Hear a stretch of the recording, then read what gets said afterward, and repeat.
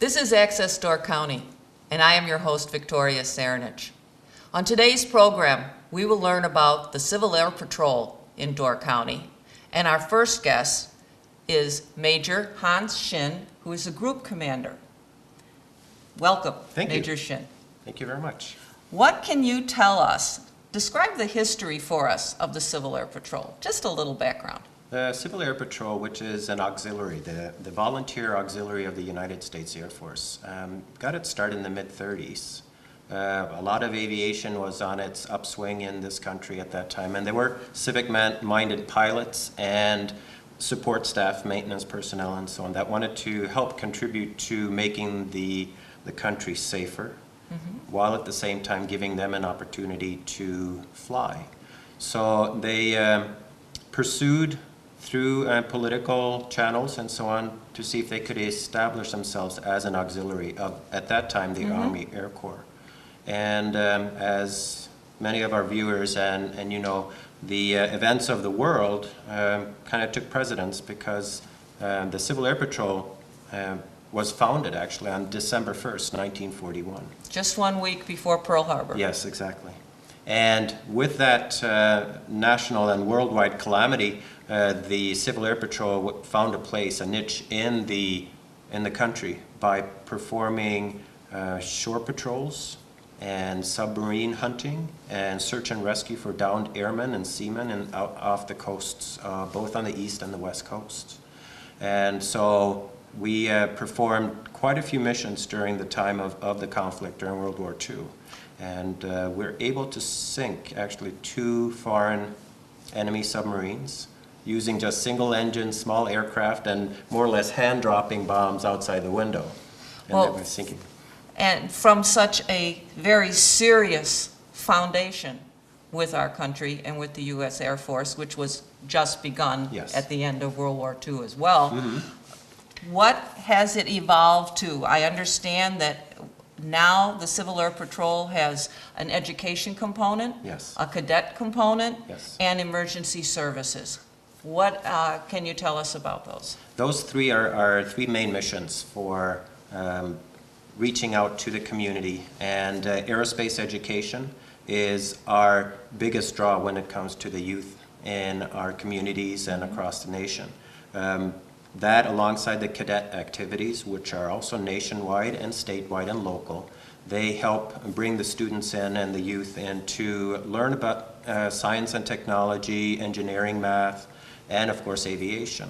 And the cadet activities and aerospace education go hand in hand in that through the use of our aircraft and the technical assets that we have, we are able to bring in and incorporate the components of aeronautics and avionics and engine technology and physics, etc. And I understand that if a cadet makes it through the program to a senior level, then they have some benefit of that to them if they are going to enlist in the Air Force? That's correct. The cadets who are eligible to become cadets between the age of 12 and 18 can also, when they reach the age of 18, can decide to become senior members. And by being enrolled in the cadet ranks in this Civil Air Patrol, if a young man or woman decide that they want to pursue an Air Force career, they can actually be promoted into a higher enlisted rank when they first sign up. So they can promote into an E3, Airman First Class, rather than an Airman Basic. And there's some benefits to that. And I see that there are scholarships as well that the cadets may compete before. Are these available to the cadets in Door County? Yes, they are. There are certain criteria, and these scholarships are usually funded by the Air Force Association or some other charitable organizations that are affiliated with the armed services. And of course, the cadets have to demonstrate high academic standards, high presence of mind, and a good knowledge of the Civil Air Patrol.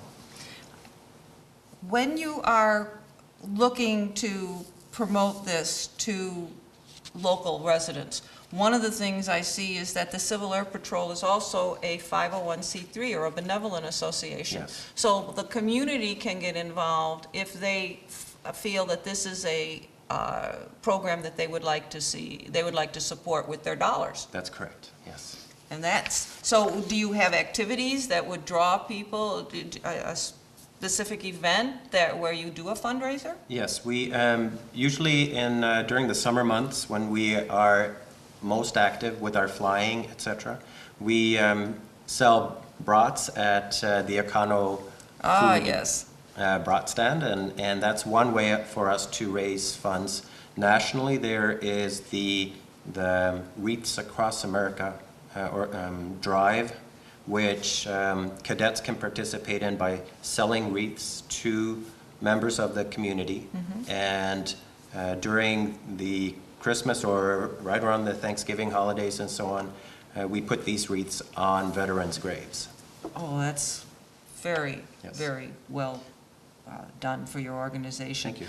Now, in the aerospace education, I see that you have two different kinds of audiences. You have the volunteer Civil Air Patrol members Mm-hmm. and the general public. So what is the difference between those audiences? The difference between the two audiences is that the cadets and the Civil Air Patrol senior members, the adult members, we have specific goals and targets to achieve if we want to promote to a higher rank. Mm-hmm. Our structure and organization is set up alongside the structure of the United States Air Force with promotions and ranks. For the benefit of the civilian community, the aerospace programs involve building models, learning about aeronautics and so on, and we can take that to the schools and teach elementary, middle, and high schoolers about those concepts, involving, once again, including the science, technology, engineering, and math components into that.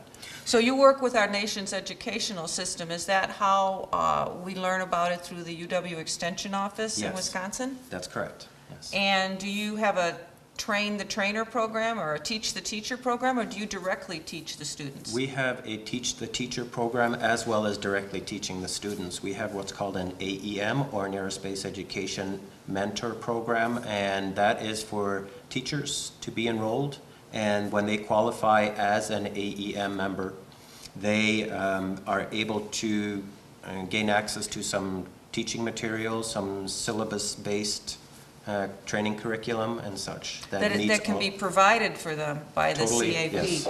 Now, how they would reach you through your website or your Facebook page? Yes, it would be both through our website or our Facebook page, and our squadron commander here in the local area is very willing to help guide any prospective person who's interested in either being a volunteer in the organization or gaining some access to some of those materials to show them where they can find those. So that would be Lieutenant Gary Peterson? That is correct. Okay, and we will be providing for our viewers, we'll be providing the information on the website and the contact information for Lieutenant Peterson, as well as any other information that people might need in order to reach you.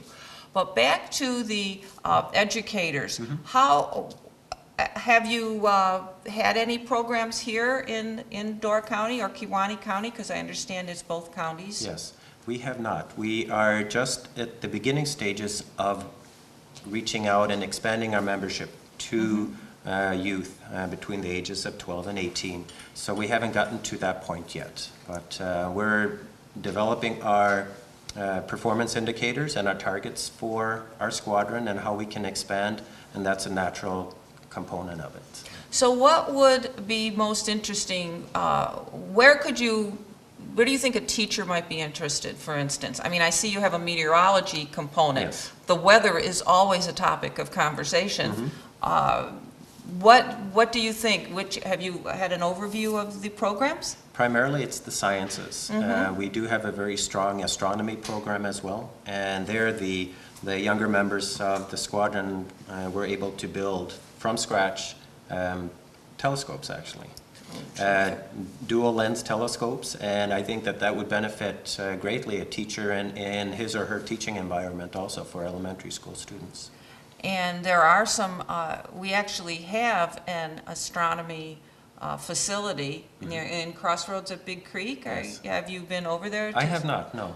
That might be something that is, would work for both of you. Yes. To have an education component and take advantage of that great facility That's a there wonderful where they have the recommendation. telescope. Thank you. The other part of the education program is the education of the public. Now, what are you doing at the, what do you plan to do in this area for the, to educate the public about this? We have our Facebook page for the squadron here in the local area. We also participate in the Emergency Services Fund Day that the county hosts every May out at the Cherryline Airport. And we are amongst one of many services that are locally based and provide humanitarian and rescue services to the community. So yeah, go ahead. that's another activity that we want to participate in. And then we're planning on participating in as many parades as we can to show and demonstrate the skills and talents of our youth. And you should probably look into the county fair because quite a few youth go through there in Yes. August. When you are, what do you think the young people would be most interested in finding out about? Can they touch an airplane Yes. when they join? They can touch an airplane. They can, with guidance, they can sit in the cockpit of the airplane and see how the controls work and function. And if they do become cadet members, within 90 days, they will have access to their first flight. Do they wear uniforms? I see you have a uniform. Yes, they do wear uniforms. It's a requirement of the organization. And that's to build esprit de corps and to almost very similar to a Boy Scout or a Girl Scout to show that they are part of a select group of youth. Now, this is an auxiliary branch of the U.S. Air Force, so it's a very attractive uniform. Yes. And sometimes young people don't have sufficient funds to get in right away in the uniform. Is this part of what the fundraising or scholarships are about? Yes, ma'am. We fully understand that it is an investment both in time and resources to get to the point where you are fully uniformed and fitted. So that is one of the components of our fundraising activity to help sponsor those that still want to join and may have a little bit of a challenge with that. And are there any fees required of the students? There are. Enrollment and membership is right around $100 to begin the first year, and subsequent years it's between $35 and $36. Okay. And the last of the three programs, and we haven't touched on this, but this can be very important in a maritime community. We're an island up here, and we're surrounded by a lot of water. Yes, ma'am. It's the emergency services component. Yes. And have you been involved in that personally? I have, not in a real life situation, of course, which is a good thing, but if I was personally called to provide that service, I would. The Civil Air Patrol, especially the Wisconsin Wing members, we've participated in rescue and search and rescue activities in Superior. There was an aircraft that went down in the boundary waters between Canada and Minnesota. And we've participated in Hurricane Sandy and Hurricane Katrina.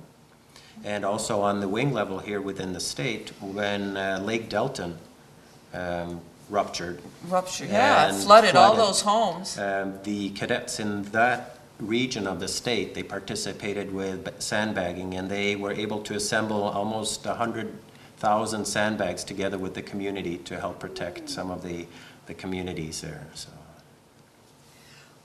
Well, I want to thank you very much for your time today. I appreciate it. And thank you for your service with the Civil Air Patrol. Thank you, ma'am. We will be joined by Lieutenant Gary Peterson and two of the Civil Air Patrol cadets in Door County.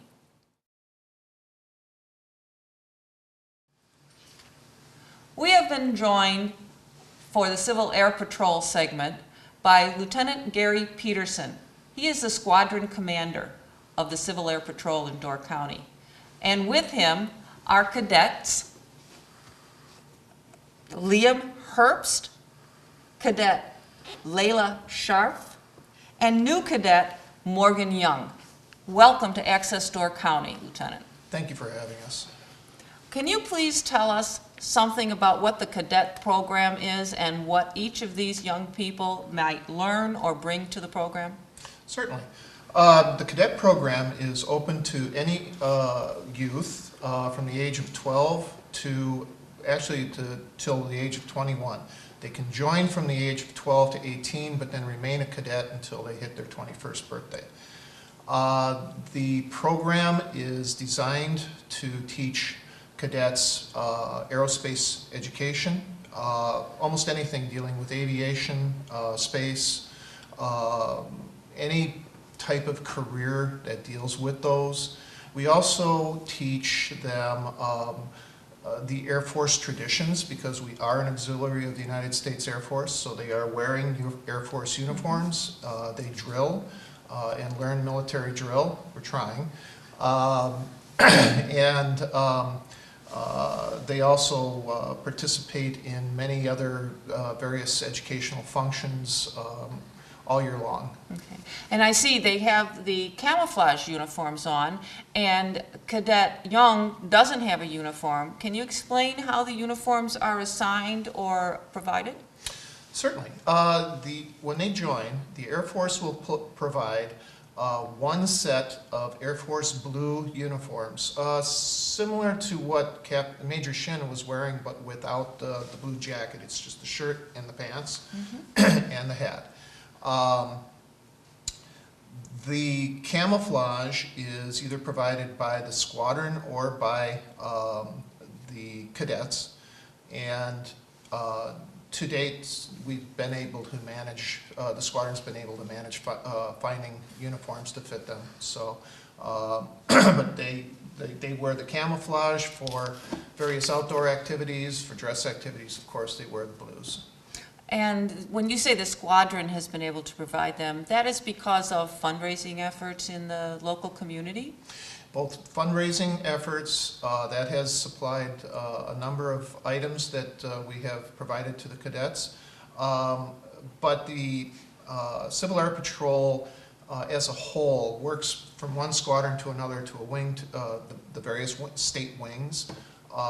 We will share whatever resources we have. So if I'm short on something but have too much of another, I can call another squadron and we can do an exchange. So you reach out to the other squadrons. Yes. It keeps you in touch for more than one reason, but you can share those kinds of resources. Yes. Okay.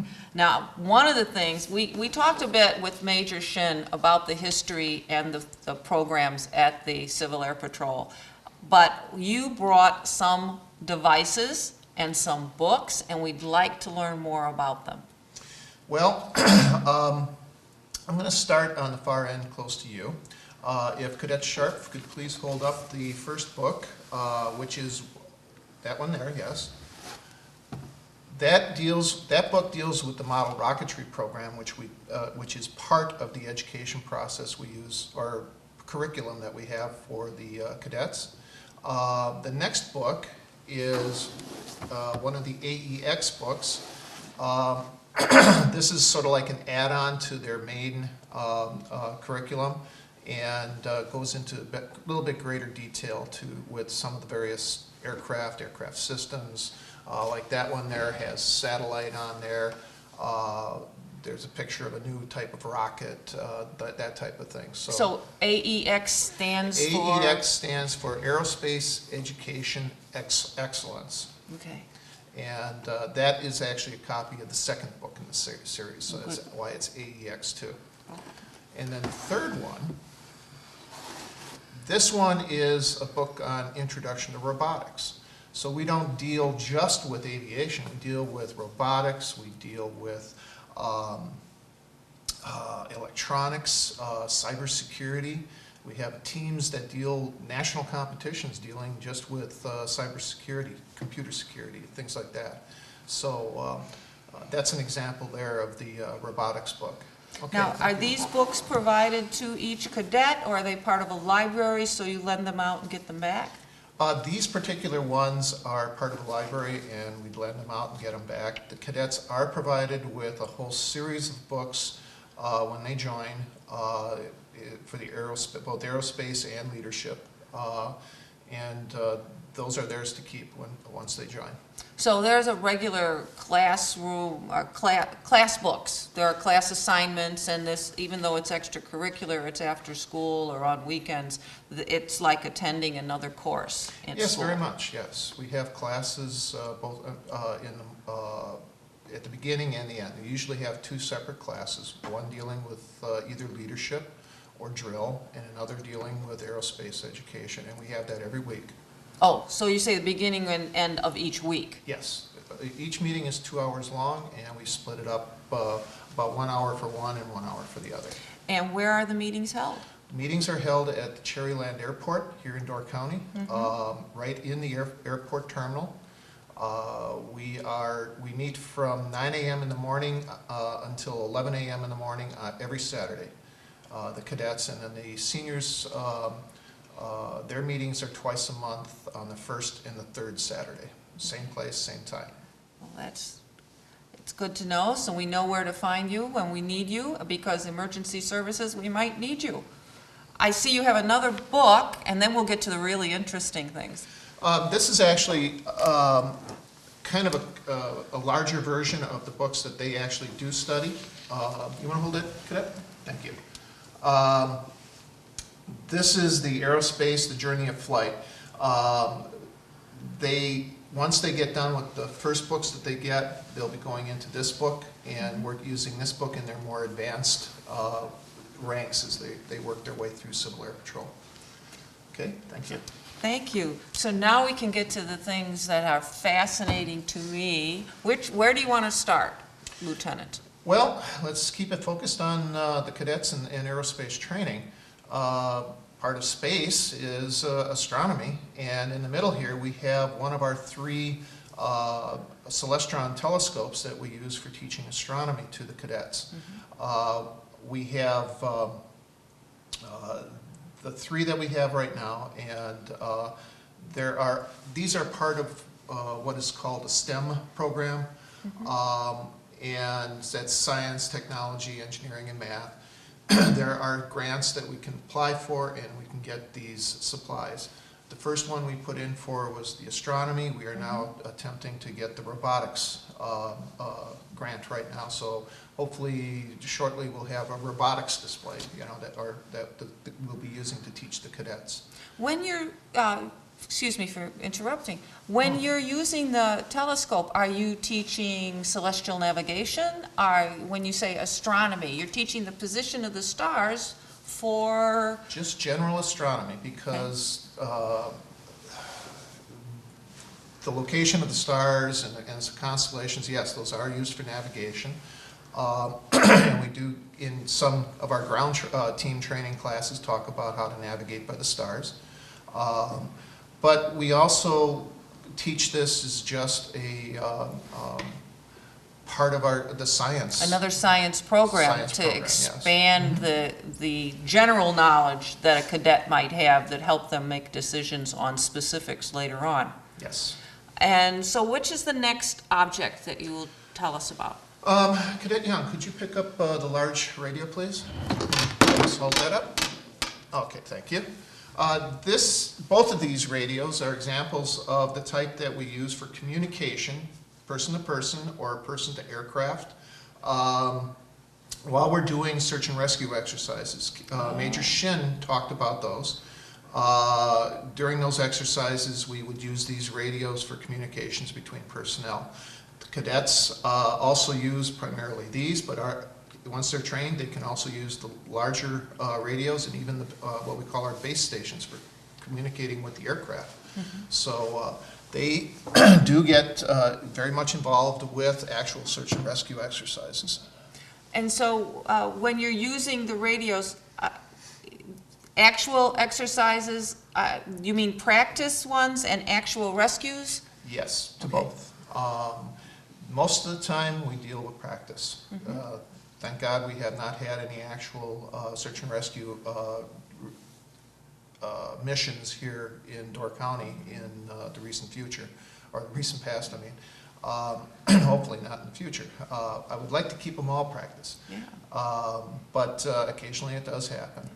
And one of the other things that we do with the cadets and with senior members is to teach them how to find downed aircraft. Mm-hmm. And this is a practice transmitter. And we can put this in the woods or in a garage, somebody's house, whatever. And when we turn it on, it will transmit the same way that a crashed aircraft would be transmitting. Mm-hmm. We then use this device on the ground to try and find this device, this radio, this transmitter. That signaling right. device. They okay. would be holding this up and trying to find it. This is a direction finding piece of equipment. Our aircraft are equipped with something similar, but a little fancier. And so between the aircraft and the cadets on the ground, we have found, the Civil Air Patrol has found many, many aircraft, downed aircraft. So how long would it take to teach somebody how to use the direction finder? The basics, maybe an hour to 2 hours, but actually getting out into the field and using it to actually find something, because there's always something that makes the signal maybe a little weaker here, stronger there. It takes practice, and it's almost an art after a while, and that's why we practice as much as we do. So after looking at all of these, I'm wondering why each of our cadets has decided to become a cadet, and what was the part that interested them. And the one that's the newest one that I talked to earlier is Morgan. And why did you become interested in the cadet program here? I wanted to do something like this when I was talking to my dad, and he was showing me his badges from the Air Force, and it was really interesting, and he said he felt like really accomplished about what he did, and so that's when I considered it. And then my little brother came home with this pamphlet from Civil Air Patrol, from his Boy Scouts. Terrific. And you said, well, I can do this, right? And Cadet Scharf, what was your reason for starting this extra work that you're going to have to do? Well, I started my career that I want to be in is in piloting the Air Force. And one day my dad came home with a pamphlet and it showed like team building exercises and flying and obstacle courses, and that's really what I wanted to do. And I remember reading that if you did want a career in the Air Force, that this will help you get that E3 certification or it's actually entry? a rank. They are given promoted to the rank of E3, which is, I believe, Airman First Class. Immediately upon entering the Air Force, they must work through the program to the point of being a cadet officer. But once they have that rank, and join the Air Force, they would automatically be promoted. And I was in the Air Force, that's about a year's worth of work and a lot of extra money. So that's terrific. So this will help you with that goal then.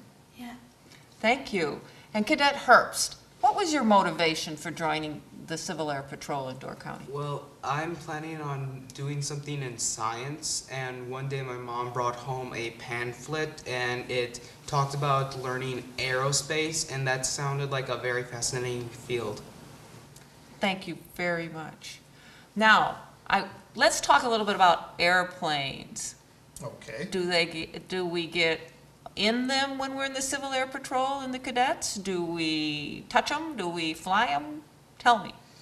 Cadet Herbst, would you tell them your experience so far with actual aircraft?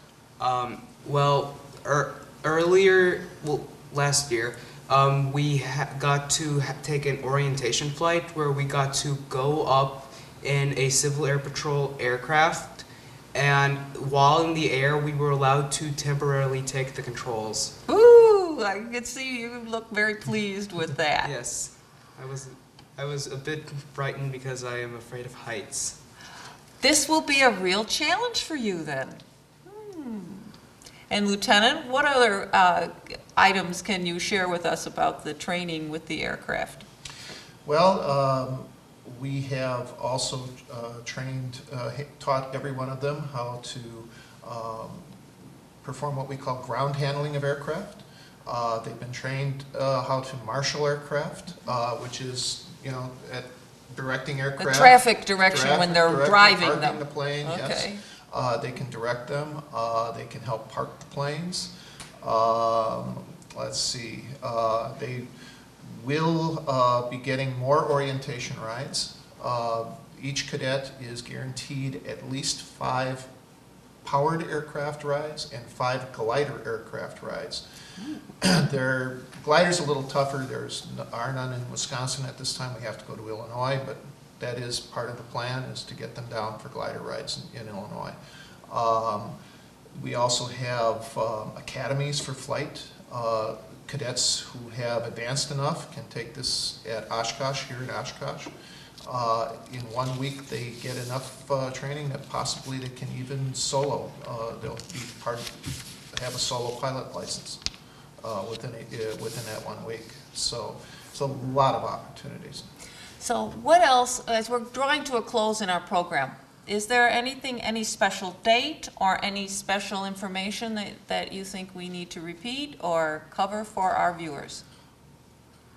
Well, I think again, to stress that we meet once a week at Cherryland, 8 a.m. in the morning till, 9 a.m. in the morning until 11. On Saturday. On Saturdays.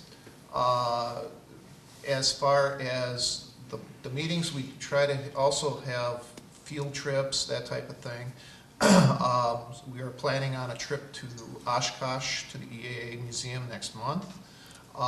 In June, we have our yearly encampment. The entire state, all the cadets get together and have an encampment at Volk Air Force Base, Air National Guard Base by Sparta.